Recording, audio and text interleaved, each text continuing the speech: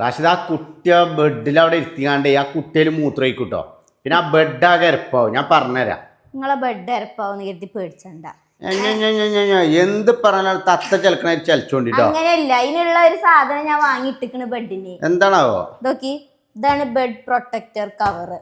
അതാണ് മൂത്രമൊഴിച്ച പ്രശ്നമല്ല. മൂത്രമൊഴിച്ച പ്രശ്നമല്ല, വാട്ടർ പ്രൂഫ് ആണ്. ഇത് ബെഡിക്ക് ഇറങ്ങൂല എത്ര ഞാൻ പോയിക്കോട്ടെ മൂത്രം.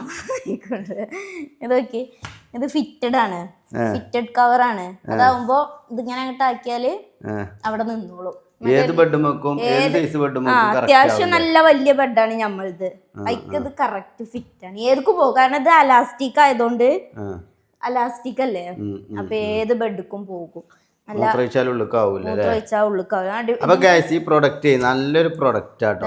ഇവിടെയാണ് ഷീറ്റ് വരുന്നത്, ഷീറ്റ് ടൈപ്പ് ഇവിടെയാണ് വരുന്നത്. അതാവുമ്പോ നമുക്ക് ചൂടും അറിയില്ല നമ്മൾ കിടക്കുമ്പോ. മറ്റേ നോർമൽ ഷീറ്റ് പ്ലാസ്റ്റിക് പോലത്തെ നമ്മളെ ശരീരം ചൂടാവും.